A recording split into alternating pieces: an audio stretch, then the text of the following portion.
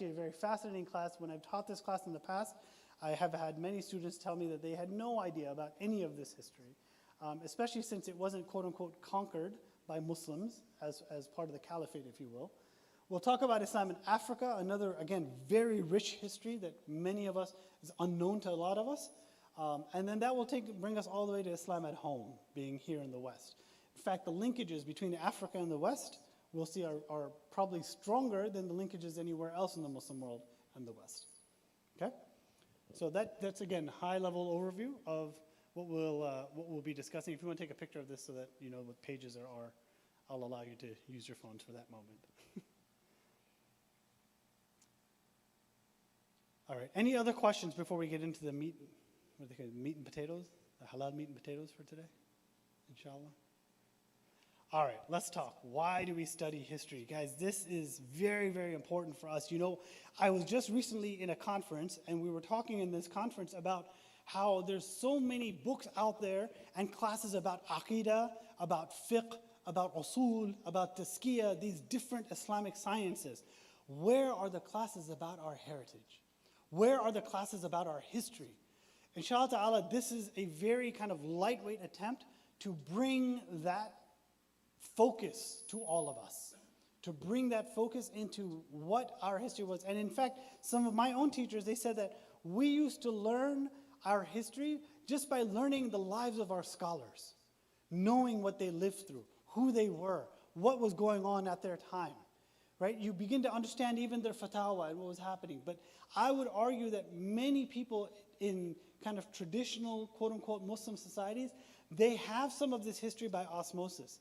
For many of us in the West, that history's been cut off, right? I remember when I was in high school here, we started history like in the UK in the 1400s, basically, right? And we learned more, I learned more about the Tories and the Whigs than I did about anything else, you know, prior to American history, right? Our history goes much further back and much richer and deeper in many respects than some of that. But we are not really taught this. In fact, for my high schoolers who are here, how long of a course do they spend on Islam in high school nowadays? What is that? 1 unit. 1 unit. What's that?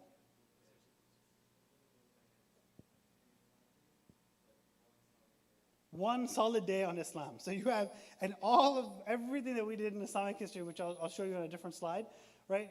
We get a day in Western kind of discourse. In fact, I remember yeah, I mean, it was basically like a week at most that we had, where we're discussing in 1 unit about Islam. That is not the entirety of our history. And inshallah, what you'll see today and going forward is that there's so much richness that we need to still uncover for many of us in the West. Right? We have been cut off from a lot of this history. Allah subhanahu wa ta'ala tells us in the Quran, لَقَدْ كَانَ فِي قَصَصِهِمْ عِبْرَةٌ لِأُولِي الْأَلْبَابِ مَا كَانَ حَدِيثًا يُفْتَرَى وَلَكِنْ تَصْدِيقَ الَّذِي بَيْنَ يَدَيْهِ وَتَفْصِيلَ كُلِّ شَيْءٍ وَهُدًى وَرَحْمَةً لِقَوْمٍ يُؤْمِنُونَ. In their histories, there is certainly a lesson for people of understanding. It is not a narrative which could be forged, but a verification of what was before and a distinct explanation of all things and a guide and a mercy to people who believe. The reason that we study history, the reason that the Quran is replete with stories of the prophets is in order to teach us a lesson, brothers and sisters. It's not just there for historical reference. It's not just there to determine anthropologically what happened and what didn't. It's there to teach us lessons as human beings. Because as Imam Ali said, and is quoted on here, a man who has learned his history or who knows his history has added ages to his age, right? Whatever age they are, when they know what's happened in the past, they approach their current situation with that full wisdom and knowledge from the past. So for instance, one of my teachers, Dr. Sherman Jackson, a name that you will hear probably a few times, at least in this course, right? And just specifically a shout out to Brother Way Sheikh for that, just for him. Any intelligent person can learn from their own mistakes, but a wise person learns from other people's mistakes. Now, what we're going to be covering in history is not just the mistakes, but also the best practices, also the things that work really, really well that many of us are just not familiar with. Maybe do I need to stand over here? Are you guys getting that back feed too, or is it just me? It's everywhere. Okay. So this is why it's important for us to understand our history, to study it deeply, and to learn from it so that we can take from that into our lives today. That's, inshallah ta'ala, the purpose of this course. Now, the principles for this framework. I have to set some ground rules. Everybody always asks about this. What are some of the ground rules? History is not just about events, but the lessons that are to be learned from these events. In some cases, there will be Muslims doing things. In some cases, there will be things being done to the Muslims. But in all cases, there's a lesson for us, right? There is a lesson for us. We also have to distinguish between the text of a religion and the application of that text. Okay, there's a difference. The text is complete. Nobody's going to argue that the Quran is incomplete. At least nobody should in this room, right? The Quran is complete. But the application of how it's used, how fiqh is used, how Islamic law is used, how Sharia is used, it does differ, and it is prone to human error. To be very clear, there were many rulers who used Islam in ways that you and I would find not just questionable, but completely wrong. We have to come to terms with that. Our history is not just a history of angelic people that were at the helm. Not at all. In fact, these were human beings, many of whom were prone to make many mistakes along the way, and sometimes were motivated by things that were not just God consciousness, but things like material wealth, or land mass, or defense of lands, whatever it might be. There were other motivations for these things happening. Islam may be perfect, but Muslims are not. This is no surprise, I'm sure, to anybody that's in this room, right? So we are working towards these things. We have to be able to critically look at our past. Now, what we're going to offer in this course, brothers and sisters, is going to be it's going to be high level. So there's going to be lots of gaps along the way, right? But again, the idea here is hopefully it sparks an interest in all of you to go out and discover more. There are many more resources now available to us, especially in English, than even when I was growing up 30, 35 years ago. Right? There's much more that's now accessible to us, and many things that we can still continue to learn from, inshallah ta'ala. The other thing I want to just lay out is that Islam is a civilizational force in the world. Civilizational force in the world. You know, Richard Bullitt has a book. It's called, I don't remember the exact name of it, but essentially it's called Conversion to Islam in the Medieval Ages. He talks about the amount of time it took for lands that became conquered by Muslims to become 51% majority Muslim. Example, Islam comes into Egypt, right? Very early on, under the army of whom? Anyone know? Who was the general of the army that opened Egypt? Amr ibn al-As, right? So he's a Sahabi. So this is very early in Islam. According to his own research, to Richard Bullitt's research, it took nearly 230 years before Cairo, Fustat, or Cairo, became 51% majority Muslim. Now that's a relatively slow conversion rate when you think about it. Muslims have been there for 2 centuries, and it takes a while. He makes this a point to say what? That the conversion to Islam was not by force. The rulers didn't come in and say, hey, you will become Muslim or I will put you to the sword. That was never the ethos of Islam. It unfortunately became the narrative that many people later on in history would say, because Islam was so dominant in the world, it must have happened because they were forcing people to convert. Traditionally speaking, even modern day research shows that was incorrect. But what I find even more fascinating about this is Dr. Suhail Hanif, Sheikh Suhail Hanif, Hafidullah, has a beautiful research that he's done, that what really made Islam appealing to these new lands that were conquered was the civilization that it produced. So that after a few hundred years, you wanted to be on that bandwagon.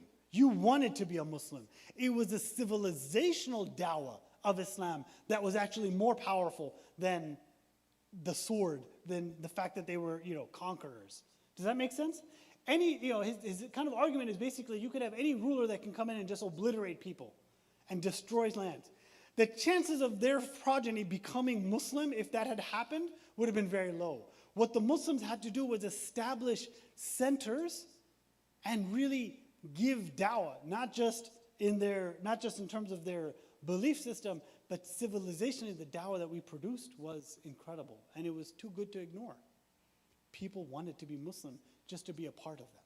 And I would argue, brothers and sisters, that there's a bit of that we in the West need to recapture. Not just about, we need to be intentional with our dawah, but we also need to produce a civilization or a people here in the West that others and everyone else can look up to and say, we want to have what they have. We want to be where they are. Right? So this is just, Islam is a force in the world. In fact, Marshall Hodgson calls the lands of Islam, quote unquote, Islamdom in his book. He's actually a very famous historian who, again, I think he was from the 40s and 50s, if I'm not mistaken. So I know that, what's that? Later? Yeah. He wrote his book in the 1970s. Oh, it's the 70s? The 3 volumes I wrote, The Venture of Islam? So in the 70s. Yeah, I was exposed to it in the 90s, and it was told he had already passed at that point. So it's a bit thick and academic of a read, but it really talks a lot about Islamdom and how it spread across these. He actually passed away, Marshall Hodgson himself passed away before the 3rd volume was even published. So he was still in the process of researching it, and some of his students then went on to publish the 3rd volume of that book. But I know the question is, where did Islamic history take place? The original title I had for this class is actually Islam in World History. Not Islamic history. I mean, I know there's a whole other thing there, but check it out. This is where Islam was. The answer to the question, where did Islam take place, where did history take place, is everywhere. Everywhere. I mean, today, we have masajid inside the Arctic Circle. Injuvik, Canada, is inside the Arctic Circle, has a masjid. Troslo, Norway, inside the Arctic Circle, in the north, has a masjid. So literally, Islam has spread to the corners of the world, right? And for much of its history, what we're going to focus on is going to be in this general area, but beyond. So for instance, we will, in fact, talk about Islam here we will talk about Islam here, and going all the way into Africa, and then eventually Sheikh Muqassar into South Africa as well. How did Islam come there? How did Islam get to the Malaya, the area of the archipelago of Malaya, which would become Malaysia and Indonesia later? How did it get to India, right, and beyond there? How did it get into the shore or the walls of China? Many people don't realize that we Muslims were all the way into the heartland of Europe. The heartland of Europe. Vienna is pretty far into Europe if you're looking at it from going from the east to the west. So and for very early on, we actually have an Umayyad Caliphate that is established in Spain and was there for hundreds of years. Right? Even after, in 1256, once the Cordoba was taken over by the Christian kings, people thought Islam was dead. It survived for another 250 years under the auspices of the Sultanate of Granada, and established one of the marvels of human engineering called the Alhambra, which we'll talk about, inshallah. Right? I mean, this is all part of our history, and this all took place in the world. That's where Islam was. The other thing we will have to think about in this, brothers and sisters, is the timeline. There's going to be a lot that's going to be overlapping here, right? And it's hard as a very amateur historian to try and place things in their right place. So you will see this graphic come up from time to time just to show kind of where Islam is, like what's happening in the world at that moment. The only way I could rationalize kind of the course and what we're talking about is to do it by sections of the world. So what do I mean by that? When we go here, and we'll discuss, inshallah ta'ala, the Umayyads and what happened with the Umayyads, they ruled basically in what is now Syria, in that greater Syrian area. But they would go on to establish a caliphate at the end of their kind of time in Arabia, in Spain.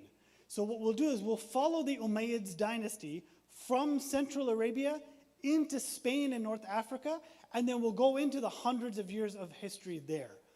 Once we complete that, that's kind of the region of the world we've covered. Then we'll come back to the Abbasids. We'll talk about what happened in Central Asia when they were ruling, right? And then we'll kind of put a pin on. Then we'll talk about the Crusades and what happened during the Crusader states and what was happening in that part of the world up until after the Mongols, all the way up until the Ottomans. So we're going to have to do this by regions of the world, and we'll cover a lot in that particular region. So I would ask for your patience as we're doing this, because I realize there's going to be some things that are going to be overlapping. It's going to be a little, I'm going to try to keep the confusion down, but there is much in our history that's happening at the same time. And at one point, you guys will hear about it, but at one point, unbeknownst to many of us, we in Islam had 3 khalifas at the exact same time in 3 different parts of the world.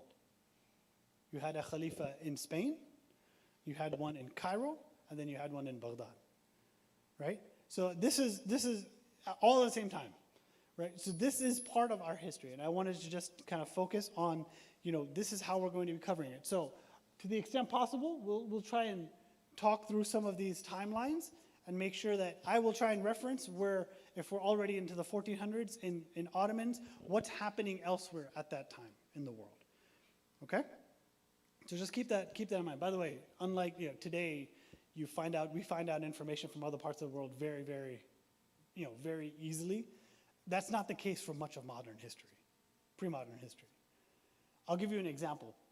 The Mongols who invaded and basically obliterated much of Asia when they conquered the world, or the known world, one of their great Khan, in their history, their great Khan died because of I think he was an alcoholic, and so he died. It took them, in order for them to elect a new Mongol chief, they had to send letters to each of the generals of the armies of the Mongols that were in the different parts of the world. So at this point, this is happening. Temujin's real rule was actually over here, where the Uyghur Khanate is, that you see. He was over there, but his armies had all gone further west. So what they did was they sent out messengers, and they said, 2 winters from now, make sure you are back in the capital, and we will have a kurultai, and in the kurultai we will elect a new Khan. So he's talking about 2 years out, make sure you're back here at home. Why? Because that's how long it takes to get information to get out there. It was not instantaneous. There was no kind of, you didn't just open up TikTok and have all the information feed right there, right? So that and I find that very fascinating as to how they managed to maneuver. And one of the things that Muslims did, not to give the spoiler here, but one of the things Muslims did was get information across different parts of the empire very, very quickly. Using what? Anybody know? Using what? Pigeons. They trained pigeons to be able to send letters to different cities, right? And home back. I mean, this was a marvelous, kind of an ingenious method of getting information across. It was a, pre-email, right, via pigeons. So anyways, that's what we're going to be talking about. Now, the impact that Muslims have had, and this is just a teaser, we'll get into this, is it goes beyond things that you and I might be thinking about. So for instance, we have architecture, we have mausoleums like the Taj Mahal, one of the 7 wonders of the world, especially of the pre-modern world. We'll have the great Mosque of Samarra, Iraq. So these are actually like buildings that were created by Muslims for various reasons. Some of them to honor the dead, some of them for masajid, and but incredible impacts from an architecture perspective, right? And from Mali to Turkey, China, and beyond, right? So this is in different parts of the world. You have these different kind of distinct Muslim architecture that takes place, and that's how we know that there's Muslims everywhere. I was blessed in 2008, to go to Beijing, China. And I remember one of the most interesting things about the masjid that we saw in Beijing was it looked like a temple, like any other temple, except for the fact that there was Arabic calligraphy on the outside of the walls. And it said, Bismillah ar-Rahman ar-Rahim. And that's how you knew when you walked in. Then when you walk into the masjid, it looks like this. It's amazing, right? That you can walk into virtually any masjid in the world today and you know what to do. Is it true or not true? You know there's going to be a place for wudu. You know there's going to be a place to pray. You know there's going to be a mihrab that's facing towards the qibla. It's all the same, even if the architecture on the outside is completely different. That's ingenious. Just imagine that for a moment when you're a traveler and you're traveling to different parts of the world. I don't have to ask anybody, hey, what do I do when I get into the masjid? I know. And by the way, this would happen later not just with masajid, but even with something called the maristans, which were healing centers that were established all around the Muslim world. We'll have to do a separate class just on that. People just knew when they walked into the maristan where the sound healing was going to happen, where this was going to happen, where that, it was just known. The caravanserais that were, established by the Ottomans, or really, I should say, accentuated by the Ottomans, people just knew what to expect when you walked in. Islam, brothers and sisters, became a language of unity for all Muslims, regardless of what language they spoke. There is a power in that you don't see in any other religious tradition. And I've looked to try and study that. You don't have that. But you do with our tradition. Okay, so let's go on. How far did Islam spread? Hopefully, these are all familiar-ish. That's the Islamic Center in Washington, D.C., right? That's actually right here in our backyard. That's the one in Dearborn, Michigan, the Islamic Center in Dearborn, Michigan, one of the largest masjids in the Midwest. Then you have ISBCC, for instance, in Boston. It's also, that's a street corner in Boston that has a really nice-looking masjid, right on it. It's actually a great, it's a great masjid, mashallah. And then you have people that we produced, right? Whether it was Omar ibn Said, or of course in the middle here, who's this? Malcolm X, that's right. Right, one of our great luminaries from the past. And anyone know who this guy is? Man, you can't speak. Anybody else know who this is? His name is Muhammad Alexander Russell Webb. We'll talk about him, inshallah ta'ala, when we get to Islam in the Americas. But he, to our knowledge, Allahu Alam, was the first white American convert to Islam that we know of, that we have history written about. He was so enamored by Islam, this is in the late 1800s. He actually became a diplomat and went on to establish the first Islamic conference in the West to bring people, to give them dawah. He published booklets to try and bring them to Islam. And he called these things Quran circles after the word halaqah itself, right? There's a book by Dr. Omar Farouk Abdullah called A Muslim in Victorian America, I believe. And it's all about Muhammad Alexander Russell Webb. Right? So these are some of the people, we stand on the shoulders of giants here, even in our own communities. But sometimes we don't know who those giants were. So inshallah, that's going to be partially what we are going to be discussing. Now in modern times, right, for all the youth that are here, I'm going to throw up some pictures and I want you to throw me the names. All right, ready? What's that? Khabib. It's just one word. That's all you need. Khabib. His name is Khabib Nurmagomedov. And who was he? Who knows who he was? Or is, I should say. Say that again? UFC fighter. Not just a fighter. UFC what? Champion. That's right. 29-0. UFC, the Ultimate Fighting Championship. He set a new standard.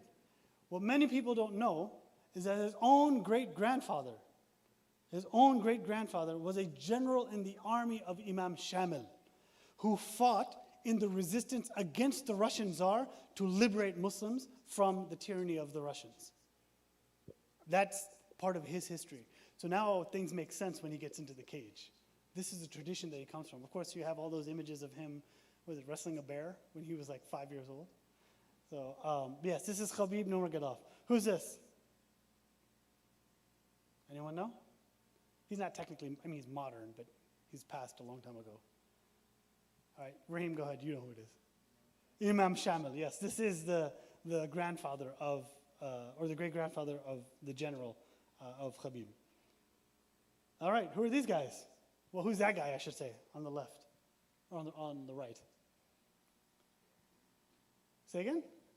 Jaylen Brown, that's right. Jaylen Brown is a NBA champion from last year. Wait, 2 years? 2 years ago? Last year? I can't remember. When did the Boston Celtics win? 2 years ago. It's been 2 years ago now. Yeah, Jaylen Brown, he won the championship, and then immediately, literally the week after he wins the championship with the Boston Celtics, he goes for Umrah. And that's a picture of him at Umrah with Taco Fall, who came to Adams Center just a few weeks ago, actually, if you guys recall. All right, last one. Maybe not last one. Anyone know who this is? Ilhan Omar. Yes, that's right. Senator or Congresswoman Ilhan Omar from Minnesota, which has a large and thriving Muslim community. How about her?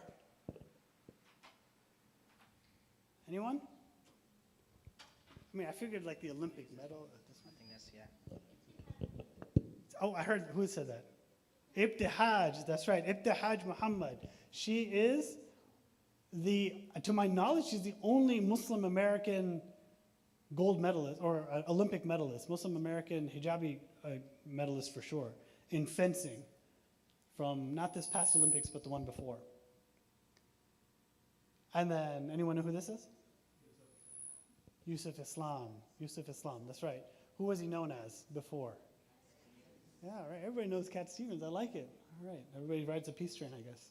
So, good stuff, mashallah. All right, now, Islam historically also produced great people in different sciences, and we'll cover some of these people, inshallah ta'ala, as we get into it. We'll cover Ibn al-Haytham, who, by the way, is underrated. Sometimes they just call Ibn al-Haytham a optometrist, somebody in the optical sciences. I actually would argue, and I think I have in this slide deck, that he was actually the first scientist that the world has ever seen. Not the Muslim world, the world has ever seen. He employed the scientific method to a T for his experimentation. He came out of the Muslim world. Want to try it again? No. It must be where I'm standing. Oh. So if I get underneath it, that's what it is. Okay, so I'll stay on this side then, inshallah. Okay, so this is Ibn al-Haytham. Al-Idrisi was a cartographer. And actually, I was fascinated when I started studying Islamic history because cartography was like our thing. Do you guys know what cartography is? Anyone here heard of cartography before? What is it? Map making.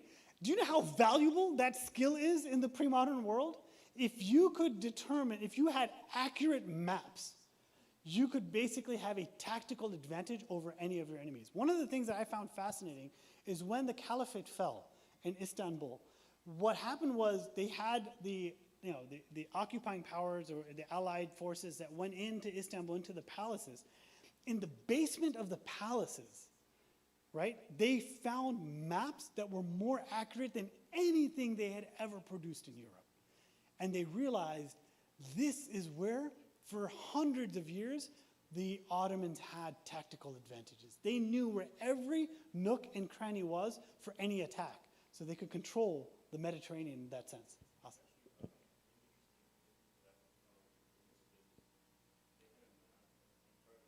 Yeah. That's right. It's crazy, isn't it?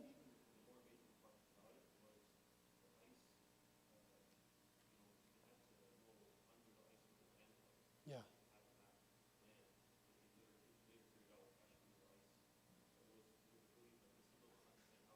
How they determine, awesome, Jazakallah khair for bringing that up. There's actually a Viking, I would say, from, his name is Eric Olafsson, who is credited with actually sailing from the northern Europe area to the Americas, and Canada in particular. You know what they said how he determined? They believe, the story is, that he went and visited Istanbul, and he found map makers there that showed him the different sea currents. And there's one particular sea current in the North Atlantic that goes around in a circle, right?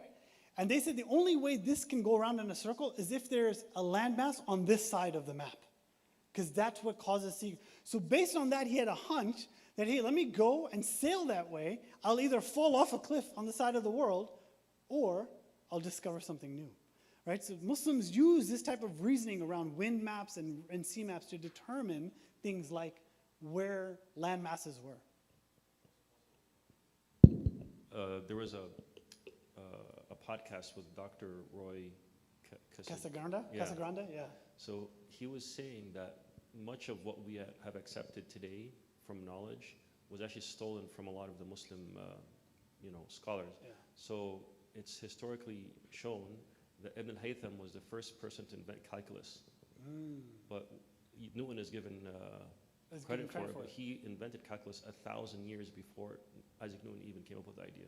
Subhanallah. So I mean, that was on his podcast, yeah, no, fantastic. Yeah, actually, from a historian perspective, anybody that listens to Roy Castle, he's filled with all kinds of great facts, mashallah. So this is, again, we had Al-Idrisi who, there's actually maps that he created before Columbus that show the Pyrenees Mountains in South America. And you're like, how did he know that? Because Muslims had been there, right? And he had very accurate details of that. Then you have, of course, people like Khawarizmi, Al-Khawarizmi from Persia, from Khawarizm, who's credited as the father of the favorite mathematics science for any high schooler that's here. What is it? Algebra, yes. We can't do any math beyond 9th grade if you don't know algebra, right?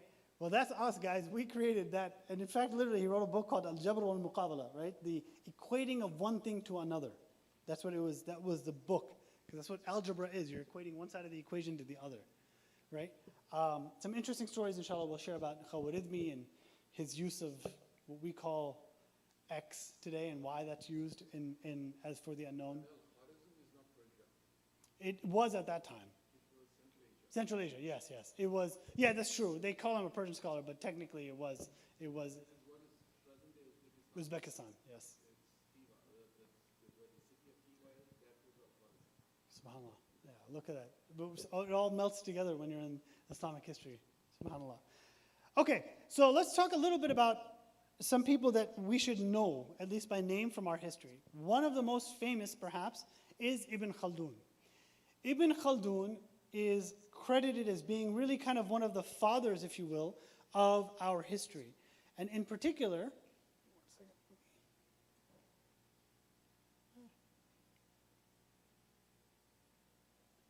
he was an Arab kind of sociologist, philosopher, historian, lived in Spain for much of his life, or in North Africa, and he's really the one that's credited with understanding civilizational history. Wrote a book about it called the Muqaddimah, and in the Muqaddimah, which he actually says is kind of an autobiography, he talks about the cycles of history, the cycles of civilization in history.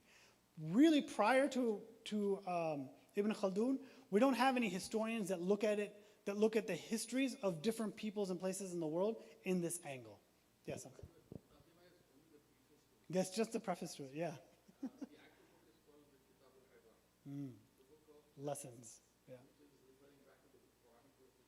Yep. Yeah. The Muqaddimah, literally, in fact, Muqaddimah means introduction, right? It was just the introduction to that. This is a very, he's very well credited with this particular work. And just to kind of, the cycle, if you will, of civilization is, according to him, societies move from being barbaric to refined to climactic. Then there's a breakup of the states or dissolution, and eventually there's a downfall, which then results in a takeover, and you start the cycle all over again, right? So what was unique about this, brothers and sisters, was he was saying that every civilization will have a peak and a valley. That you're never on this path of eternal progress. That, by the way, is something that unfortunately many people today in the modern world suffer from. We think that, hey, this is the best human society's ever been, and it's only going to get better from here. Right? But the reality is that's actually not true historically at all.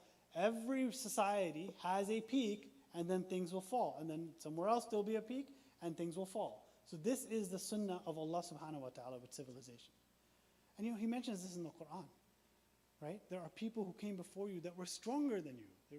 They had maquwa, they were bigger than you. They built things into mountains. They built homes into mountains. And what makes you think that you have this kind of might or power? Right? So just to think about that. But Ibn Khaldun really nicely kind of wrote that out for all of us. There are others, and one of the things, he talked about the downfall of a civilization happens for different reasons. Number one, he mentioned al-ajal. Everything has to come to an end. There's no society that's going to live forever, right? There's no human society that's going to do that. So you're going to have different people take over, different civilizations, different people come forth. It's like al-tadafu. When an empire becomes tyrannical, people will resist and begin to push back. When the narrative no longer is accurate, or people begin to see the holes in it, they will push back. 25 years ago, I used to go to the rallies for Palestine in DC. And you were basically surrounded with other people from Adam Center and Dar al-Hijra. Now when you go to those rallies in DC, whenever they have them, even when we had them 2 years ago or a year ago, they are filled with people who are not Muslim, who don't know maybe anything about Islam, but why? They see that there's some tyranny going on here, and we will resist against that. That narrative's changed, and that's just in my lifetime alone. I'm giving you kind of eyewitness accounts, if you will, right? At-taghir, things, people, situations will change. There is a cause and effect to civilizational relationships, right? So things will happen and things will change. Circumstances will change. I'll give you an example, one I shared earlier. Mongol leader dies, and the army is called back. That was a huge thing, because that army kept going forward and forward, and people thought it's going to take the rest of the world. But when their Khan died and they had to come back, now all of a sudden things change. And now it gives you the ability to have the Mamluks or others come to power, right? And to establish themselves. At-tadawul, people will be exchanged from time to time. Dynasties will take place. Even there's that change that can happen even from outside the civilization. So it doesn't always have to be from within. Sometimes it will be from within. There will be people from within the empire that will come and change things for the better. Sometimes it will be outside of that. There's an outside force that changes that. This is part of civilizational history. And then finally, istibdal, replacement of a people in order to bring better people than the current civilization. This can occur from within society. So you have overthrow regimes that are corrupt, and then you're able to replace them with people that are better. Okay?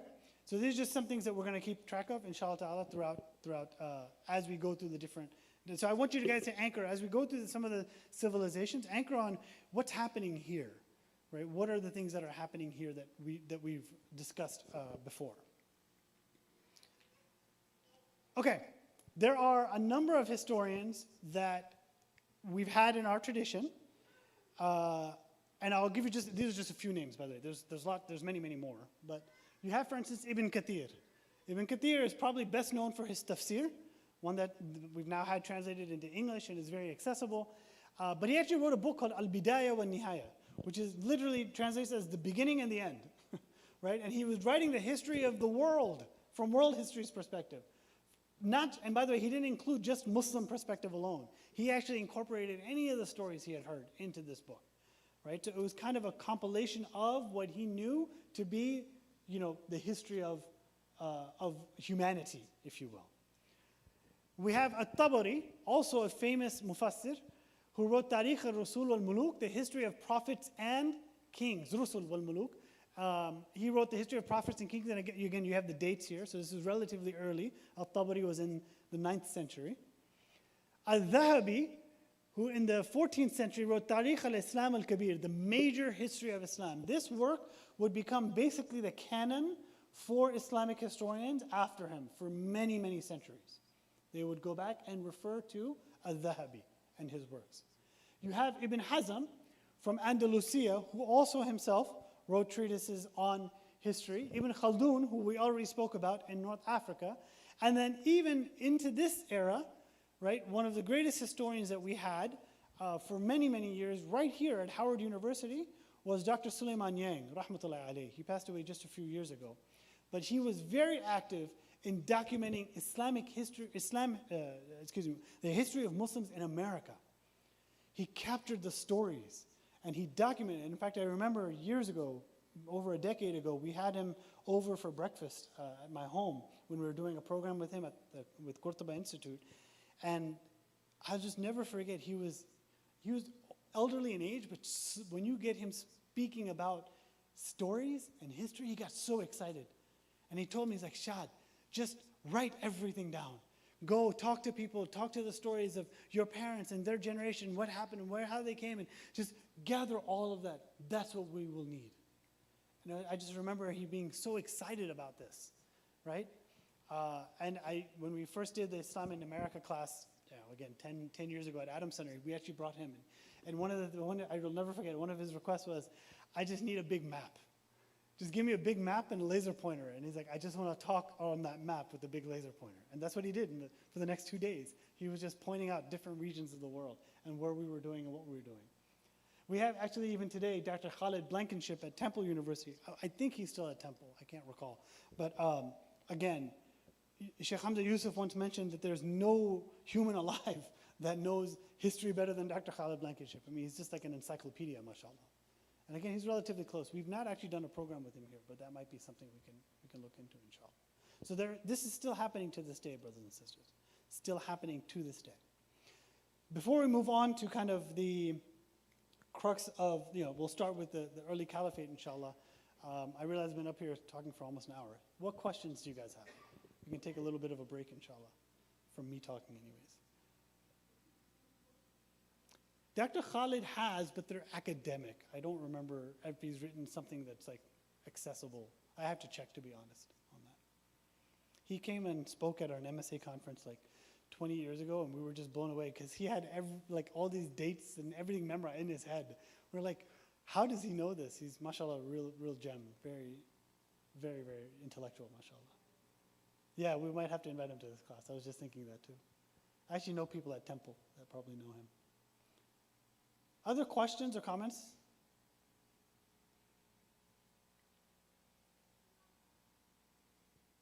Okay, let me open up to you all then. Why are you all here? Something brought people here today. I mean, there's, mashallah, at least it looks like 40 or 50 people in this.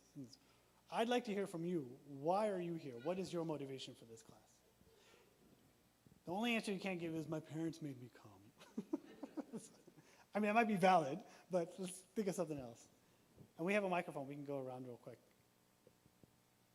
Hakeem, you got the microphone there.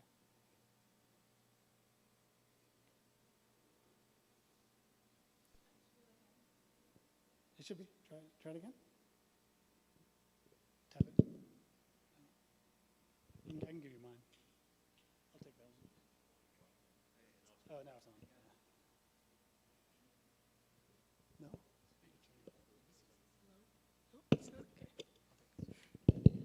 Just because I feel like normally when we learn about Islamic history, we normally learn about the seerah. I don't feel like I've learned about after the Prophet ﷺ, much of what happened. Okay. Jazakallah khair.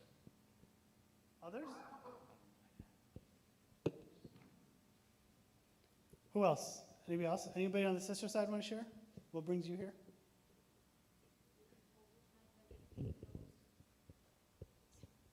So during COVID time when everything closed, I started my search because I was not that good in Islamic history. And that opened the door for me, and it has fascinated me since then. So many things. The one thing that I always thought that there was one khilafah, one at a time. That the most surprised I was that there were multiple running at the same time. So yeah, I learned so much, and that history is now one of the things that I want to learn more.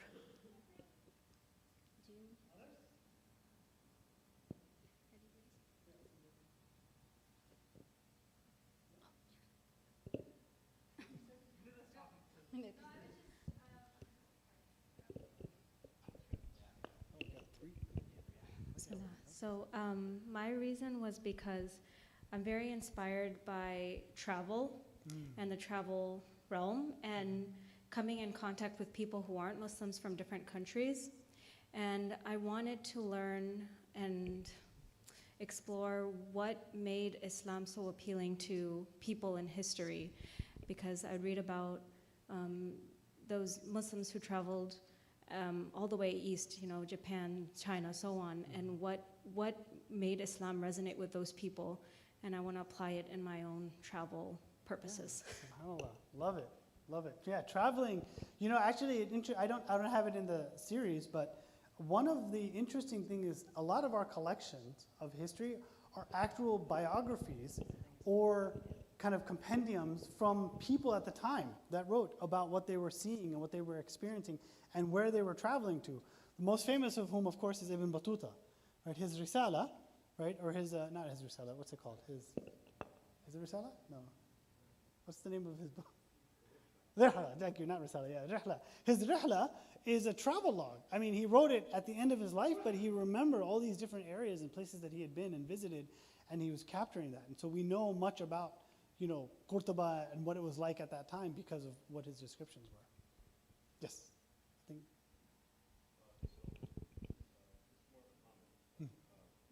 One of the things that's really interesting about when Islam was first implemented as empirism, it introduced ideas that were really groundbreaking, that the world had never seen before. Yeah.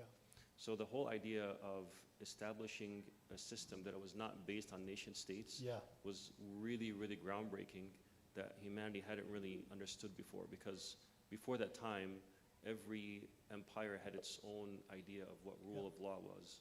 And Islam came and produced something that was so groundbreaking that it really made people, you know, really wonder and try to understand what this was about. So that was part of the reason why a lot of people entered Islam, because the ideas were very groundbreaking. Very much so. Yes, Uncle? Assalamu alaikum. Well, I have actually had an interest in history since the late 1970s, when I was doing my grad studies in Islamic history. And I think there are several reasons where I think my interest continues on. And coming to this course, I think, is kind of a renewal, if let's put it this way. Because there is so much to Islamic history, or to history alone, that one needs to keep up with it. But why history? That's another very important issue, I think, for me. That is, I think history gives me my identity. It relates me back to my Islam and to my Islamic civilization. And sometimes I think we get lost as to where we are and why we are Muslim.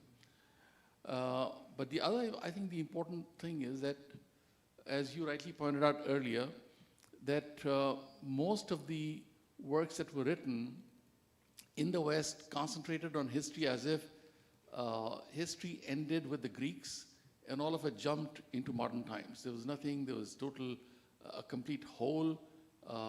Nothing happened in between. Whereas the reality is that the Muslim civilization was the real, not only the bridge, but it was the real development of human civilization.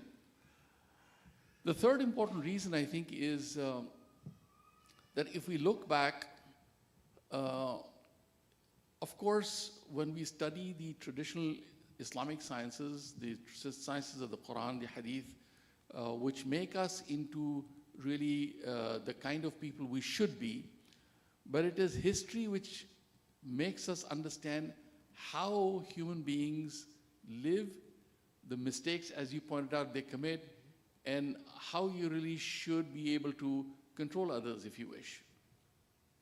We,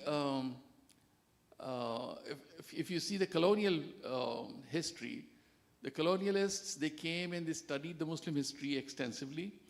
And the main reason they studied it was to try to see how they could convert Muslims towards Christianity or how to control them. So by ignoring history, I think we do not understand the other people. We do not understand what the others are. We do not understand ourselves, what to talk of others. So I think history is such an important subject that it provides us the basis of understanding civilization to live on earth. Of course, when we study the Quran and Hadith, we are really preparing for the hereafter. But to be able to survive on earth, to be able to understand how people work and how we can be at least in control of ourselves, history, I think, is the subject that needs to be studied. And that's why the Quran talks again and again about the stories of various people, and that is history, really. Yeah. So I think those are the real points there for me, at least. And every time I come I listen to different perspectives, because everybody has got a bias. Whichever historian is going to tell you a story, they have their own biases. Yeah. And I have my biases. So trying to sift through all of that to understand is, I think, a very, very important aspect of history itself. So that's why I like to listen to every perspective. No, Jazakallah khair. And you know, Uncle, one thing that I think is very remarkable for all of us, actually, is this story is still being written. What I mean by that is that, you know, the history of Islam in America is not gone. It's not dead. It's, in fact, in a revival, if anything, right now, in a way that we haven't seen before. So we aren't just going to be studying this history to study it. We're actually going to be studying this history to write it in the future, so that we can be the ones that other people in generation will look at and say, these were the movers and shakers. These were the people that helped push society forward. That's going to be you and I here in this room. This is going to be this generation and the generations that come after it that are going to do that. So we're a very active part of this history. And that is really important for us. So we're learning these lessons so that we can write the change that we need in the future, inshallah ta'ala. All right, maybe one last comment, inshallah, and then we can move on to the next section. Any last comments from anyone? Maybe we got one from the sisters.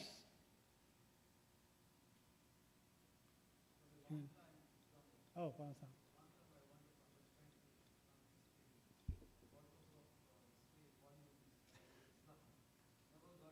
Yeah.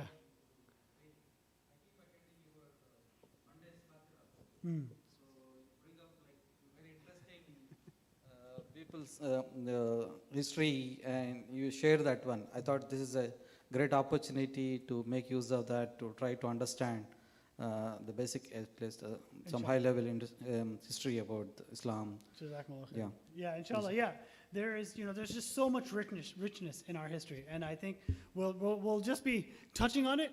Obviously, we can't cover everything, but hopefully, this will give everyone a framework that we can use to move things forward. Inshallah. Sure. The term Islamic history, for me at least, is a misleading term. Because in reality, Islam started from very day one. It's true. With Adam alayhi salam. Islamic history started with Adam alayhi salam. We often are really looking at the history of the Muslim ummah of the ummah Yeah. That's exactly what we're really Yeah. studying. We're not really studying Islamic, because Islamic history is a Yeah, no, you're so true. history, the history of the ummah of Nuh alayhi salam and all the other previous prophets, and history of the ummah of Isa alayhi salam. Yeah, no, it's so true. And actually, you know, like I said, a better title for this class would have been Islam and World History, or perhaps the history of Muslim peoples, Muslim civilizations. And inshallah, that's what we're going to start to cover today. So, Hakeem, you led us into what we're going to cover today. Most classes in the masjid and otherwise are usually focused on the seerah of the Prophet sallallahu alaihi wasallam. Over the next 30 to 40 minutes, we're going to go very quick across what happened in the years immediately after the Prophet sallallahu alaihi wasallam's death, alayhi salatu wasalam. Now, to recognize something, there's a lot in this history that has volumes written about it. In fact, as I mentioned, Shah Najib Abadi's book, this one here, I think the first 2 volumes, maybe not the first volume and a half, is basically just the Khulafa Rashidin. It's just the rightly guided caliphs that came after the Prophet ﷺ. So there's a lot in there. I will not be covering all of it, right? What my goal, like I said in the beginning, is to provide the lessons that we can gain from their khilafah. And specifically, I'm looking at it in terms of civilization, what they produced for Islamic, what was the groundwork that they lay, that then civilization was built on top of that. Islamic civilization, Muslim civilization was built on top of that. So everybody follow that? There's a lot of details around what happened in this battle, and what happened with this Sahabi, and what happened. We're not going to go into any of that. There's many books that have been written about that. For those that want to get into the details, feel free to do that, inshallah, and come and share with us in classes and forums like this. But for the purposes of this course, we're talking about the civilizational building, the building blocks for the civilization, right? So that's where we're going to focus on. Everybody okay with that? Yes? So hopefully we won't get into a lot of debates around some of these things, because there's going to be areas where that will happen. All right, so let's begin first and foremost with the idea of a Khalifa. Immediately after the death of the Prophet sallallahu alaihi wasallam, the first real quote-unquote crisis of the Muslims was a crisis of leadership. Who is it that is going to lead us after the death of the Prophet? During the Prophet's life, alayhi salatu wasalam, this was a no-brainer. He was the one receiving revelation from Allah, therefore he was the de facto ruler, quote-unquote. In other words, his hukum, his rulings were what people would see as law. They were legally binding, or they were at least binding enough that we had to follow him. Once he has returned to Allah, the question became, what happens now? And the Muslims had different opinions on, the companions had different opinions on what should happen there. The word Khalifa is used in the Quran itself, right? And in Surah Al-An'am and Surah Al-Baqarah, Allah subhanahu wa ta'ala says, and He it is who made you successors, khala'if, in the land, and raised some of you above others by grades, that He might try you by what has been given to you. Surely your Lord is quick to requite evil, and He is most surely forgiving and merciful, the forgiving and merciful. From a linguistic perspective, the word Khalifa simply means to follow, right? It's that which comes after. And there's been different translations of this word as in terms of, guardianship or vicegerency on earth, that who inherits, the inheritors of. But I think the big question that a lot of Muslims oftentimes have is, does Islam require a Khalifa, a caliph-like government? Is that a requirement? Right? My own teachers had varying opinions on this. Khalifa, the caliph was chosen by the Sahaba, and in particular Abu Bakr as-Siddiq, as the very first Khalifa in Islam, was chosen because that was the best modality by which those tribes would stay united. Everybody follow me on this? This was a kind of a known thing. Now, prior to, for those that have taken my Sira class, you will know that even in the life of the Prophet ﷺ, when you had these different tribes, you would have a sheikh that would sit on top of those tribes. And that sheikh was, by the way, sheikh is not like the guy who gives fatwa. Right? The sheikh of the tribe was somebody who was responsible for administering the affairs of the tribe. If somebody committed murder or did something and you had to pay blood money, the sheikh was the one that you would go and negotiate with. And say, okay, this is what the affairs, this is how he was ordained to protect the tribe. He was oftentimes chosen by other elders, like a council of elders that would say, this is the best person to represent Quraysh, or Banu Hashim, or Banu Muttalib, all these people, right? That was basically then, that model was then taken into, hey, who's the best amongst us to lead at this moment? And that became Abu Bakr as-Siddiq. But there's been a lot of debate about this in history. Is the only valid form of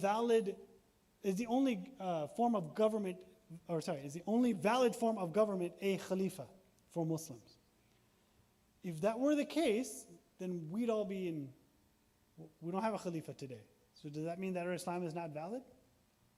Does that mean that we have a problem? Right? This has been kind of a point of debate. So essentially what was decided was that the Khalifa is going to be the successor to the way of the Prophet ﷺ, and essentially you needed kind of a central face that could uphold the alliances and the tribes and all of that the Prophet ﷺ had negotiated. Right? So this was different than a king. A king, to be clear, a king is kind of, in it forever, so to speak, right? And there's a dynastic relationship between the king and the bloodline and all of that. That was not the interest of the Muslims at this time. It was not to appoint a king. It was who's the best person to take care of our affairs, to represent us and what we need in order to promote what we are doing. So this was where Abu Bakr as-Siddiq was chosen. And again, there's a story there. I'm not going to get into the details just out of interest of time. But he was chosen to represent the Muslims. Now, one of the most fascinating speeches I have ever read or heard is the inaugural speech of Abu Bakr as-Siddiq. When he first became Khalifa, this was the speech that he gave. O people, I قَدْ وُلِّيتُ عَلَيْكُمْ وَلَسْتُ بِخَيْرِكُم is what he said. I have been put in authority over you, and I am not the best of you. If I do the right thing, then help me. If I do wrong, then correct me. Truthfulness, الصدق الأمانة والكذب خيانة. Truthfulness is a sacred trust, and lying is a betrayal. The weak amongst you is strong in my sight. I will surely try to remove their pain and suffering. And the strong amongst you is weak to me. I will, if Allah wills, fulfill the rights in full. When obscenity spreads amongst any nation, calamities continue to descend upon them. As long as I obey Allah and His Messenger, you should obey me. If I do not obey Allah and His Messenger, then obedience to me is not an obligation upon you. Now, aqimus salah, stand for prayer. Now, I want you just to compare what you just read here into the speech of any modern politician that you have ever heard. Do you see how stark the contrast is? And by the way, I would argue this actually for most rulers in history in general. Very rarely do you see a speech like this, where you have a person who is humble and yet assuming the full kind of responsibility of what is it that's coming before them. Right? It's very rare to see this, and I think that's why these words have lived on as long as they have. Somebody asked me actually at work, they asked me, what's my philosophy when it comes to leadership? I lead a number of different teams at work. And I actually responded with this. I said, قَدْ وُلِّيتُ عَلَيْكُمْ وَلَسْتُ بِخَيْرِكُمْ. And they were like, what? And I said, my philosophy is, I've been put in charge over people, but I'm not the best of you. Literally, there are people in my own teams that know the technology and the things that I do way better than I do. So I'm not here in a position of authority because I know something that you all don't know. I don't have some esoteric knowledge out there about the technology of the teams. I'm simply here because I've been put in this position, and I want to make sure that those who are better than me get elevated to where they need to be, to do the things they need to do, right? There's a huge lesson in leadership here. In fact, Dr. Iqbal Yunus, Hafidhullah, he actually wrote a book called A Caliph for Our Times. It's small, it's a short book, and it's basically a full analysis of this speech, right? Beautiful book. I highly recommend it if you guys have an opportunity to buy it. I'll bring it next time, inshallah. Very small, very short, but very powerful. So this was Abu Bakr as-Siddiq's kind of inaugural speech, and I think you see here he's laying out really the foundation of what he's going to rule by, which is Allah and His Messenger. By the way, there's a book by Joel Hayward called The Leadership of Muhammad sallallahu alaihi wasallam, and he mentions that one of the things that the Prophet sallallahu alaihi wasallam did was he instilled theocentric leadership. Theocentric. Theocentric means what? Anyone know? God-centered. God-centric. These people were motivated to do good for Allah subhanahu wa ta'ala. That's why they were able to continue on even after the Prophet died, alayhi salatu wasalam. They said, no, we have to continue the mission. They each felt ownership of that. And they went out there with their dawah. They went out there to protect the lands of Islam. They went out there to protect even other religions. I would argue actually today that what they were fighting for was religious identity for all these religions. Medina was actually a multi-religious community for many, many, many years. You had Jews there, you had Christians there, you had pagans there, you had Muslims there. And each was protected. They weren't eradicated per se, right? That's the Medinan model. So Abu Bakr as-Siddiq takes to the helm, and he ends up giving this very powerful speech, right? Now, again, when we look at his legacy, there's a couple of things to note when it comes to his legacy as a Khalifa. Abu Bakr as-Siddiq is only Khalifa for about 2 years. I think it was actually a little bit more than 2 years, two and a half years, roughly. That's it. So we're talking a number of months. Right? And he's dealing with a community that is mourning after the death of the Prophet ﷺ. They don't know what hit them. That's a very difficult situation. You know, recently, okay, so full disclosure, I like the Avengers movies. I'm one of those guys, okay, full disclosure. So I watched Black Panther, right? You guys know what I'm talking about? Anybody? Everybody's like, what are you talking about? Yeah, all right, people. I see some heads nodding. Thank you. Thank you for being supporters of the event. No. So I watched the Black Panther movie, and Chadwick Boseman was the original Black Panther. And for those that, he's a very kind of a really good actor.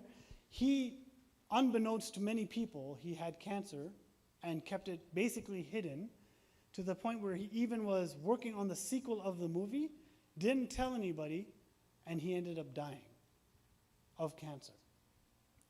And he's the main character. Black Panther is a movie that he's the one playing it.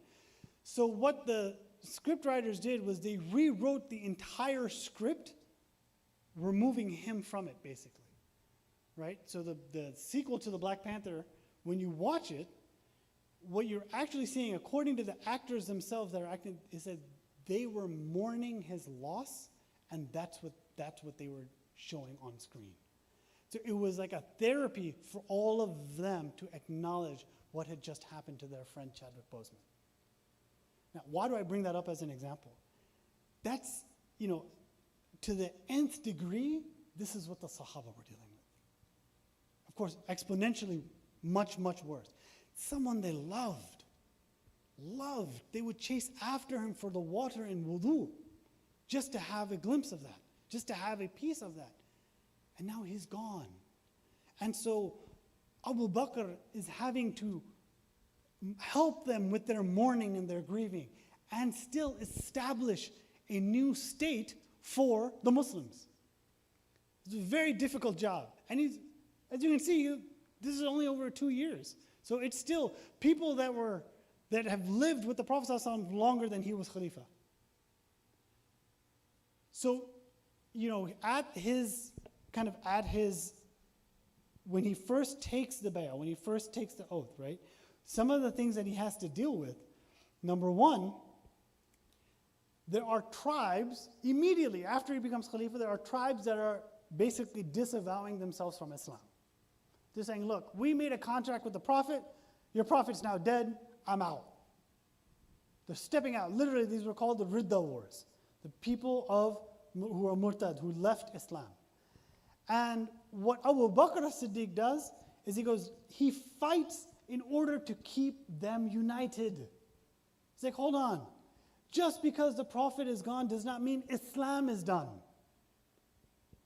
We have to continue this mission forward. And so for over a year, he sat there to try and unify these tribes under the banner of Islam. They, by the way, would even argue things like zakah. Like, oh, you know what, we're okay with prayers, but we don't pay any zakah. And he said, no, zakah is a pillar. You will pay that zakah. So you have to see the things that he has to deal with in this short period of time while the community is still grieving from the loss of Rasulullah sallallahu alaihi wasallam. There's a lot of details here. He goes into one of the other things. So he has to deal with tribes that are leaving. He also has to deal with false prophets. Now that prophethood is a thing, there are people that go out there and start claiming that they're prophets. Oh, hey, I'm the next prophet. I'm the next prophet. And literally he has to go and fight them and say, wait a minute, you are not a prophet. He was the last messenger of Allah sallallahu alaihi wasallam. Right? You guys all know the famous line of Umar ibn Khattab that he would go out and kill anybody that said that the Prophet ﷺ was dead immediately after the death of the Prophet ﷺ. And Abu Bakr as-Siddiq comes and he stands at the mimbar or at the podium and he says what? He says, for any of you that worship Muhammad, let him know that Muhammad is dead. But for those that worship Allah, know that Allah is alive, ever living, and will not die. Al-Hayyu la yamut. Right? He's reminding the people, we are not, we're following the man, but he taught us to worship Allah. That's what we should be doing. Right? It's that kind of wisdom that was needed in these moments. And so, but there are false prophets like Musaylama.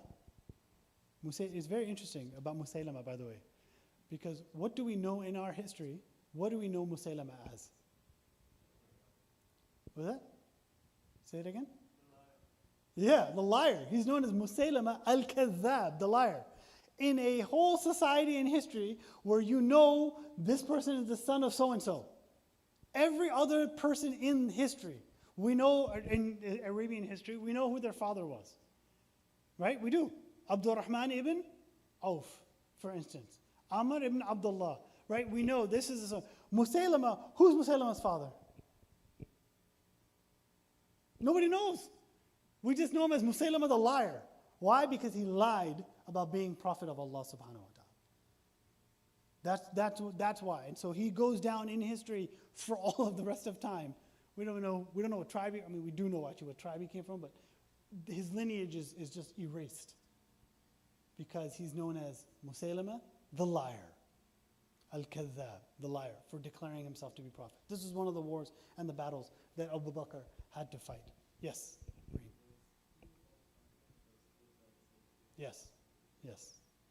It was the spear that killed, that Wahshi used to kill, Hamza. That same one was used to kill Musaylama. Okay. Eventually the rebellions die, right? But again, so he has to deal with the social fabric of the community, keeping them united, making sure that their aqidah is united as well, that their belief, no, messenger of God is the last messenger, there's nobody after him. So Al-Aswad al-Unsi and Musaylama al-Kadhab and all these people, you are not prophets. You are the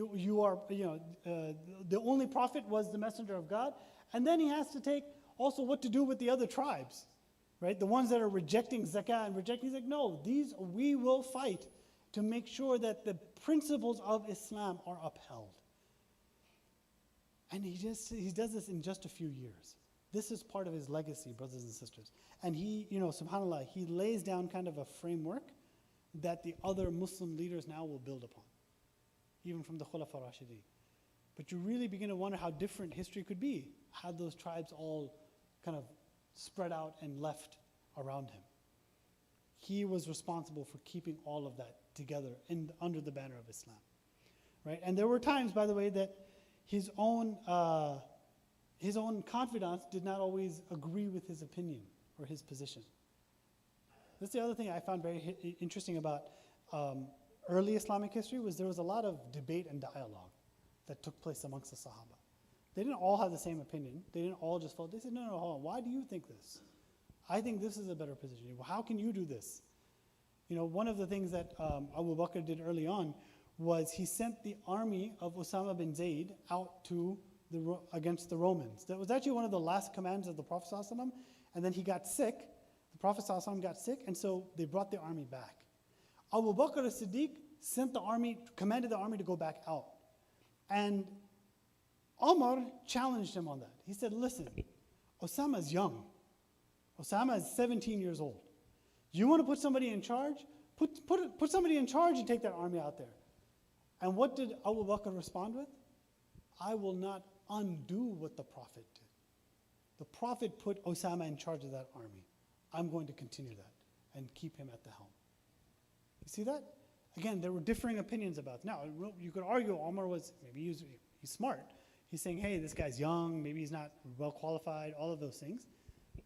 But Abu Bakr was approaching it from a different perspective. During his caliphate, we basically kept this portion of Arabia in Islam, right? So just to be clear, the Jazirat al-Arab, the Arabian Peninsula, by the time of the end of his caliphate, virtually every tribe in and around Mecca and around this area had become Muslim. And they were still staunchly in Islam. The headquarters for all of this was still Medina. It was still happening in Medina. Okay? After 2 years, we now have the reign of Umar ibn Khattab. Umar was appointed by Abu Bakr to become the next Khalifa. And there was kind of a general consensus amongst the Sahaba that Umar should be the guy, right? He, again, did not want necessarily the job per se, right? Like you see it in his speech. After Abu Bakr, the mantle of Khilafat has fallen upon my shoulders. I swear it before God that I will never covet this office. I wish that it would have devolved on some other person more worthy than me. But now, in that national interest, the responsibility for leading the Muslims has come to be vested in me. And it goes on from there, right? Again, these were individuals that were not in it for themselves. This is not the case with most of Muslim history, okay, to be clear. Most of Muslim history that we'll go over, you will have rulers who are in it for themselves or at least their families, right? They're trying to establish their dominion and all of that kind of stuff. Here, you really get a sense that these people were in it for a much greater cause and for Allah subhanahu wa ta'ala. Okay, so his leadership, unlike the previous one, would last over 10 years. And so you can see here on the map that what Umar ibn Khattab did was begin to spread the message, or I should say not just the message, but the dominion of political Islam started to spread to North Africa and even into parts of Asia and Iran, where modern day Iran is today. Right, so Persia. You have both the Persian empires, even the Roman kind of empires, which by the way I know is, you can't really tell here on this map, but where you're looking at where modern day Palestine is, all of that was Byzantium. All of that, Jerusalem was in Byzantium, none of that was Muslim at this time. It's during the time of Umar ibn Khattab that happens, that those lands are opened up for the Muslims. Okay? All right, so there's quite a bit to go over with this. You have, for instance, huge battles, very important battles. Two of them that you should know, that everybody should know, is one is the Battle of Yarmouk against the Byzantine Empire, which was obviously victorious for the Muslims. The other one is the Battle of Qadisiyah. This is in there were 636 and 637, relatively, there were two armies, basically, that were going out. And Qadisiyah would open up Persia for the Muslims. Yarmouk would open up, basically, the Byzantium area for the Muslims. These armies were really interested in protecting the state from being squashed. What's very different, and I think I taught this in a previous class, the pre-modern, before modern times, you had to actually declare peace because the default state of the world was war. Everybody know what I mean by that? There was always an assumption that you were defending yourself against somebody who's going to be attacking you. That's the way empires work, and they work traditionally. The only time you didn't do that was when you actually had a peace treaty. So you declared peace with so-and-so, now my army will not come and attack you. That's the way the pre-modern world worked. After World War II, the default changed, where now, generally speaking, nations are at peace with one another unless war is declared. Everybody follow me? So for instance, I here sitting in the US, I'm not worried about the Mexican army coming in and obliterating us at the border. I know there are some people that think that's going to happen, right? But the general idea is that Mexico and Canada and the US, they're all at peace with each other. And until one declares war, we're not going to go to war. In the pre-modern world, Canada would ever be expanding and Mexico would ever be expanding. So you always had to kind of fight to make sure that you were maintaining your land. It's the exact same thing with the Muslims. Had they not done this, Persia or Byzantium would have just gobbled them up. That's the reality of the way warfare worked in the pre-modern world. For those that are more interested in this, Dr. Sherman Jackson has a book called Jihad has an article called Jihad in the Pre-Modern Era. Really recommend reading that because he talks about how our understanding of jihad has changed because of how we live in the world today. But this was not their understanding of the early Muslims, and especially those people, because they lived in a different world, right? What I think was very fascinating, actually, recently, President Donald Trump declared the Department of Defense, he changed it to what? The Department of War. That's actually the original name of the department. I know it was like a shock to everybody, but when the department was established in the 1700s, the original name was the Department of War, and you had a Secretary of War. Somewhere in the early 1900s, that fell out of fashion. And it was like, hey, you know what? We should actually call it Secretary of Defense and Department of Defense. I'm not saying it was a good decision on the president's part to make that, but I'm just letting you know that even in our own American history, the idea was you were always going to be at war. You were always had to be strategizing or fighting with somebody or declaring peace with somebody. That was always the case. Right? The first diplomat to have known to have come to the United States as a Muslim was actually a diplomat from Tripoli. Where is Tripoli? Where is it? Libya. The Libyan ambassador came, and we have records that he sat in the dining room with Thomas Jefferson, both praying, he made a salah, and he opened his fast in the month of Ramadan with Thomas Jefferson there. That's some of the first recordings. And then he went on a ship back to Libya.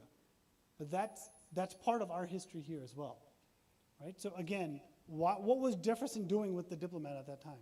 Hey, listen, you Ottomans, we don't want you to attack us, and we don't want to attack you. So let's negotiate a peace, right?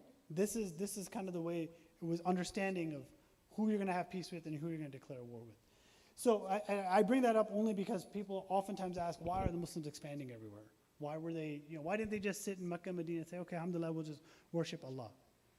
Right? There's an obvious drive to protect the land. There's an obvious drive for dawah and to do that. And there's an obvious drive to just spread the justice of Allah subhanahu wa ta'ala to other places.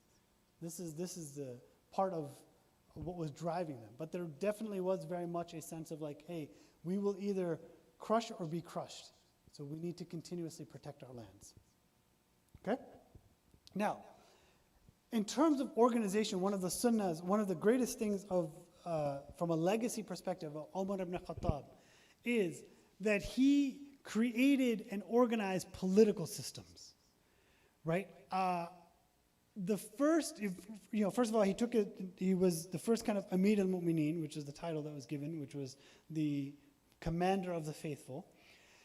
But I was very impressed with the things that he did from an administration perspective. He would switch out governors every few years to make sure that people had an allegiance to the home office, if you will, which was the Khilafah itself, and not necessarily to the regional powers that were there. And subhanAllah, I took a class in my MBA program in 2005 and it was an international business class where the professor said, the best form of a multinational corporation that I have ever studied was the caliphate of Omar bin al-Khattab. That's actually what he said. He's like, his caliphate is the best organization of a multinational corporation. I even asked him in class, I was like, why? He's like, because he made sure to change out rulers, number one, to keep the allegiance to the home office, which oftentimes happens in like country managers and other corporations, and also to make sure that there was a linkage, a continuous linkage with headquarters. Nowadays, again, brothers and sisters, we have information that comes so quickly that you can keep that, but back then, it could be years. If the Khalifa dies, it might be 2 years before you're able to get back to Mecca, depending on how far it is or Medina, depending on how far it is, from where you are, right? So this was something of very much of concern. How do you keep everybody in alignment? Umar ibn Khattab had this ingenious way of doing that from an organization perspective. Right? He also had public registries that were done to document properties.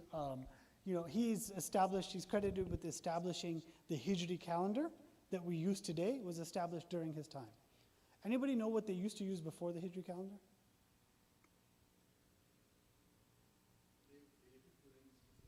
Yeah, they just related the year to whatever specific event. Am al-Fil, right? The year of the elephant. Right? The year of the elephant, the year that the elephant came and attacked, so everything was then in relationship to the year of the elephant. By the way, this was very common even up until my own grandparents' generation. Right? They were, I asked my mother once when her mother was born, and she said, 3 years after the flood. I was like, what flood? Right? And she's like, oh, there was a flood in Patna, Bihar, which is where she grew up. And she's like, there was a flood, and 3 years after that, that's when her mother was born. That's how they kept track of stuff, was you knew there was some great event, and now we're going to relate everything back to that great event. Umar ibn Khattab said the great event that we're going to use as a reference point is going to be the hijrah of the Prophet sallallahu alaihi wasallam. So even in our own Islamic tradition, you have after hijrah, the date, and then even before hijrah, right? Or what now is sometimes called like, the year of Bu'itha, or the year of the revelation. But essentially, that's how we have our dating system today. It was all established by Umar ibn Khattab. So again, from a governance perspective, guys, he did amazing things. Very rarely did you have rulers or governors at this time doing this kind of stuff. They were oftentimes just interested in amassing wealth and then just opulence for themselves. But what is it for the state that we're going to do? How are we going to establish that? These were not things that they were very, very concerned with. He had a qadi system that was put into place, justice system, to make sure that people had, in every locality, they would have a person or people that they could go to who would be the judges to judge in their affairs. Right? Again, this is all part of governance. By the way, this extends out later on in Islamic history because many of the judgments that were given were based on what was the urf or the custom of that particular area. So the qadi, the judge, would have to know, like, hey, this is customary in this land. This is how the local people deal with these issues, right? They would have to know that. So this was something that was very, very important. He had reforms for the non-Arab Muslims, right? During his caliphate, there were a bunch of people that had become Muslim that didn't have status or rank, if you will, and Umar ibn Khattab put some reforms in place for them to give them kind of this, again, this equalizing factor for Muslims between who was, if you came from the elite or you didn't, if you were a servant or you were not. All of this equalization started to happen during his time. And then the formal compilation of the Quran took place during the time of Umar ibn Khattab. It started during the time of Abu Bakr, yes. It started during the time of Abu Bakr, and then eventually, this was a kind of a reformative process. It started during his time, it continued during the time of Umar al-Khattab, and then by the time you get to Uthman, there's actually like one specific script that was seen as like the doctrinal script that we still use today, actually, in the Quran. There's actually a great book by Dr. Ingrid Mattson called The Story of the Quran, where she goes into the history of the preservation of the Quran itself, which I find very, very fascinating. Yes, awesome. So another really interesting thing about Umar al-Khattab's time is he established fiqh rulings that had great precedence. Yes. So one of the very popular ones was the capital punishment. Yeah.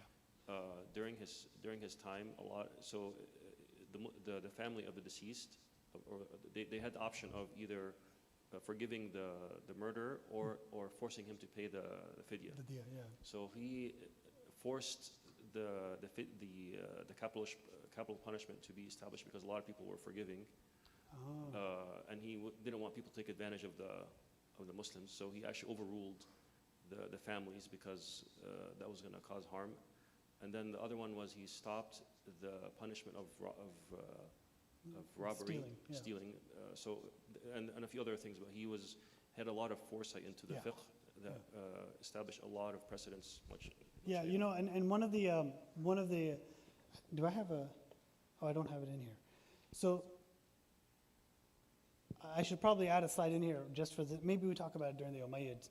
But Umar ibn Khattab, Jerusalem opened up under Umar ibn Khattab. And one of the things that was very famously happened, guys, is as he's walking in there, he wants the priest of Jerusalem, again, Jerusalem's under Byzantine Christian control, wanted him to pray in the church.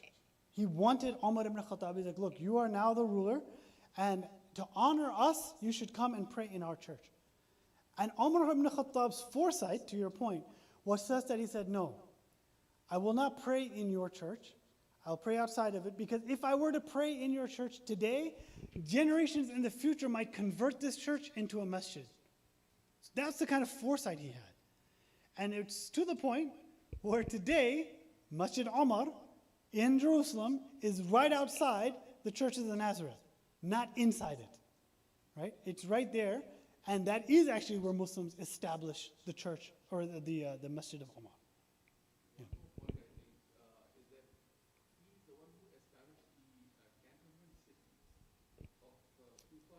Yes. Yes. And the main reason was that he wanted to make sure that the army Yes, yes. This is such an important point. Yeah. You guys have to understand this point that Uncle is making here. It's very important. What he said is that Muslim armies would go and establish garrison cities. These are cities that basically the Muslim army would have to itself, right, to administer the affairs of the Muslims and what that. But what they wouldn't do is displace the local population. So if the local population had a strong Jewish presence or a strong Christian presence or a strong anything else presence, the army itself was not allowed to go in there and just kind of obliterate it and say, hey, we're going to now take over. What that resulted in, guys, historically now, is that virtually every place that the Muslims opened ended up having specific communities, religious communities that were protected.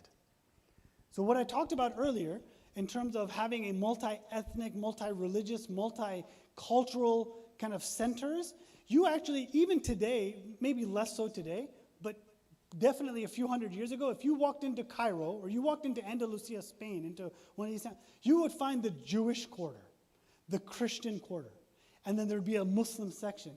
That was by design. That wasn't to make some ghetto of just the Jewish people or just a ghetto of the Christian people. No, it was so they could administer their own laws without any interference from the Muslims. That was what was really powerful about our communities. And that happened virtually everywhere in the Muslim world you go. You would have these different parts of the city, and you'd be like, why isn't it all Muslim? No, this was the Jewish part of town, and they were allowed to administer their own laws. Umar ibn Khattab, by establishing these garrison towns, he basically kept the army kind of distinct from where the local populace was. Muslims could have their own rulership, they could do their own things. They would still be responsible for, kind of the affairs of that community from a political level, but from a religious standpoint, the communities could do whatever they wanted.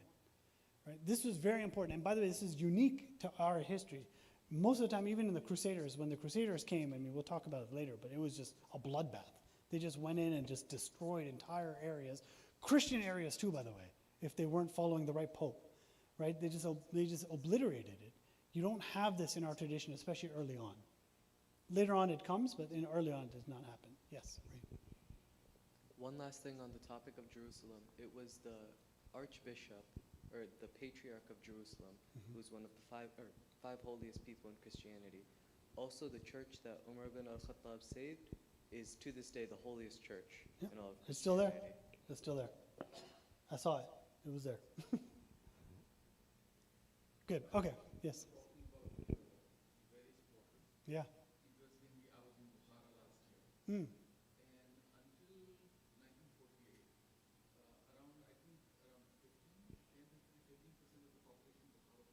Still Jewish, yeah.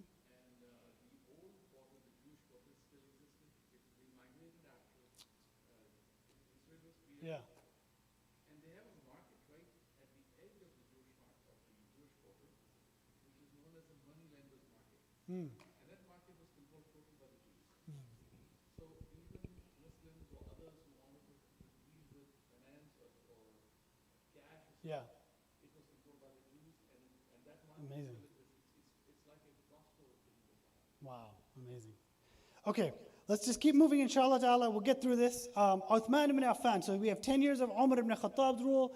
Then we come into the time of Uthman ibn Affan.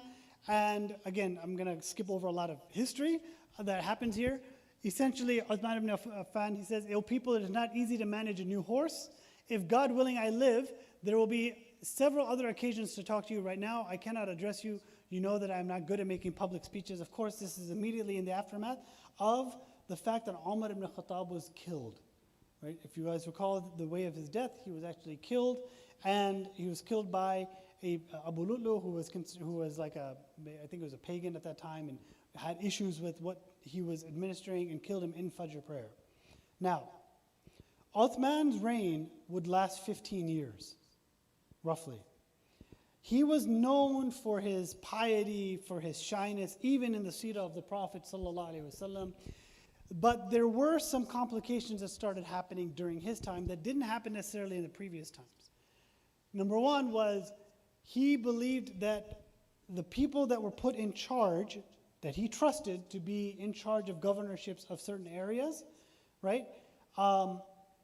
This led to claims of nepotism, that he was putting people that were his own family in charge, that were not, that were maybe not as qualified as who other people thought. Now, he actually, subhanAllah, in Najib Abadi's book, there's a speech in which Uthman ibn Affan goes through every single one of the claims of the people that have against him of nepotism, and he goes in and he says, this is why so-and-so is in charge. If this person were not in charge, what about this person? If this person not in charge, what would you have said? Who would you have put in charge? So he knew that this was an issue, and he tried to address it. But after 15 years of rule, people were becoming very, very restless. Or 12, I think it was 12 years of rule. 12 years, yeah. People were becoming very, very restless with his rule. In general, there are things that happened during his rule that we need to highlight, especially from a civilizational perspective. Number one, the preservation of the Quran. He used his authority as Khalifa to actually ensure that there was just one script, the Uthmani script, that we read to this day for the Quran. There were multiple variants of this. We had a whole discussion about this some months back, but there were different variants of Quranic manuscripts that were becoming prevalent at the time, and Uthman ibn Affan said, this is going to become a problem as Islam starts to spread. Therefore, we will unify on one script. In that one script, by the way, and I know for those that are Quran students here, there's different variations of recitation, different ways in which we can recite the Quran. All of those are encompassed in that one script. So you can use the rules for tajweed to change within that one script of the Quran, the Uthmani script. Very important, right, that we have this. And in fact, there's non-Muslim Quran scholars, even I think Karen Armstrong actually makes this a point too, that says that this is probably one of the most lasting legacies of Islam in general, is that the Quran is unchanged. Not just from the time of Uthman, but she actually makes an argument that from the time of the Prophet. We have direct kind of evidence that it's been unchanged from the time of his death, right? Uthman is credited with having this one script that we read today. Then it goes on. Also, Islam spread to places unknown before. Now, what's happening here, brothers and sisters, is Islam is spreading over space and time. So the time is becoming further and further from the death of the Prophet ﷺ, but the space, the area that's being conquered here is also further and further away. Okay? So you do begin to have this idea of hey, we're losing some of the generation of the Prophet ﷺ while we're expanding into new lands. We need to do something to preserve our tradition, right? So this starts to happen during this time. But one of the ways in which he spread also is the first naval fleet of Muslims in history was during his hukuma. Naval fleet, right? We say it today because it's kind of a thing, but if you were a Bedouin Arab that grew up in the desert, that lived in the time of the Prophet ﷺ and after that, the idea of having an army at sea was probably not something that you grew up thinking about, right? Think about that. I mean, they may have had ships that went to Yemen, that went to Ethiopia, that went to Abyssinia, right?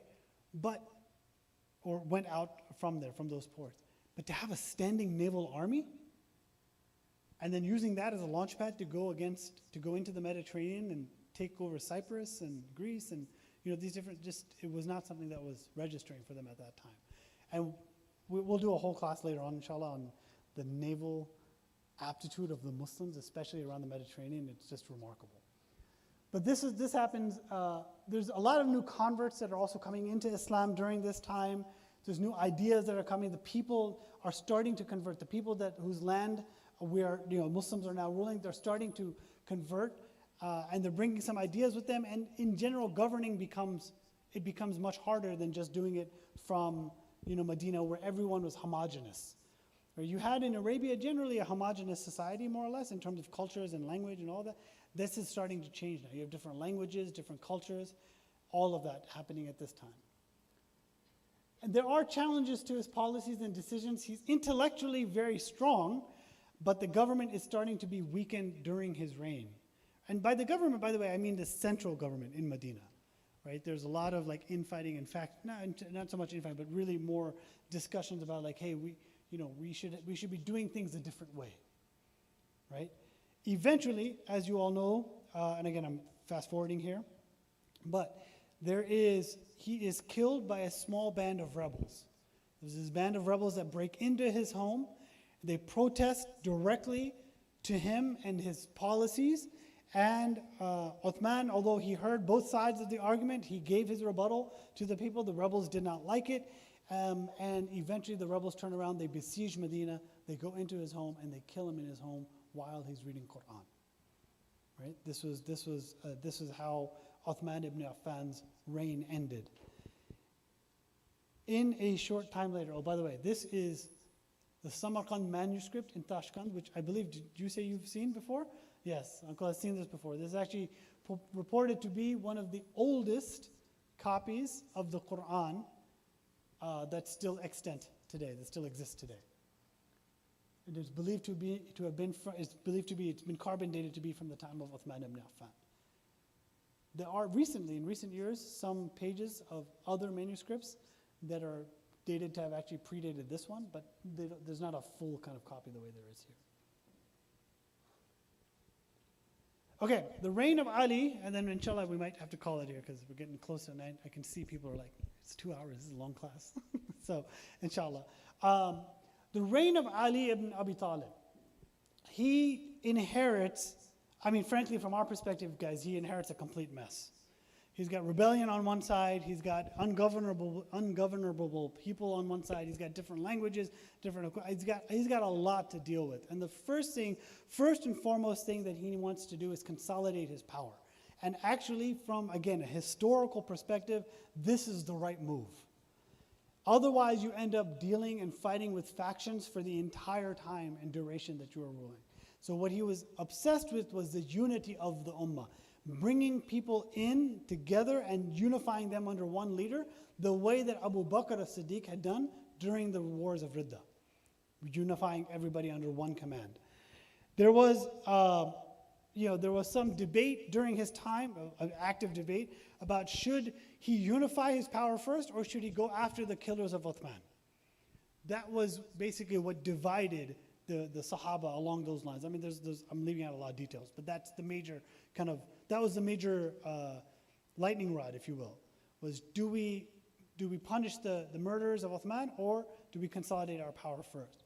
He believed in consolidating that power, eventually moves the capital from Medina to Kufa in Iraq, and that's where he had a lot of support. This time in our history is known as the first great fitna, right? Fitna is that kind of conflict, I think it's translated sometimes as civil war within the Muslims. It was rooted again in the murder of Uthman. You have even the battle of the Jamal, or the camel, which is between the supporters of Uthman, of punishing Uthman's killers, people like Zubayr ibn Awam, Talha ibn Zubayr, Aisha radiallahu ta'ala anha, and then the people that criticize that, right? Ali ibn Abi Talib and others. This ends up being a battle between the Sahaba themselves. Eventually there is an arbitration that is reached with Muawiyah from Syria, from Damascus. So there's a lot that's happening that he's having to negotiate during his khilafah. One of the things that he did do from a political standpoint was he dismissed many of the people that Uthman had put in charge, right? And again, by the way, this is not that atypical for new leaders when they come in. They want to make sure that they can put people that have an allegiance to them, that are loyal to them, that they can trust to enact those policies from them, right? Whatever those policies are. So at this point, the khilafah becomes more, really after this point, not through this point it's fine, but after this point, there seems to be a division between political authority and religious authority. The first 4 khalifas in general, they knew Sharia. So they were the ones leading Jum'ah. The Jum'ah prayer was something they would themselves do. So they were religious heads as well as political heads. After this point, you start to see a shift, where there are scholars and people who are going to protect the deen and preserve it, But then you have, especially during the Umayyads, you have this kind of sense of political leadership that is divorced from, some of them may be practicing Muslims, some of them not so much. Some of them are getting up for Fajr, some of them are sleeping right through it, right? So you start to have this, but suffice it to say, during the time of the Khulafa Rashidin, this was a unified entity, the political and religious authority. He himself is known for his zuhud, right? He was not, although he had plenty of wealth available, none of it was, he was an ascetic in the terms of how he lived and even what he taught. It's interesting that historically, many Sufi tribes and Sufi kind of tariqas, they trace themselves back to the Prophet and to Ali ibn Abi Talib. Right? I think that's very interesting, again, because he's known for his zuhud, that this was something that the Sufi, like the movements of the Sufi tariqas, they themselves would try and aggrandize. Like, oh, we're following in the tradition of Ali. We're following in that tradition of being Zahid. And then preservation of the language of the Quran. He was, his oratory skills, even to this day, even when you read some of his speeches, it's amazing.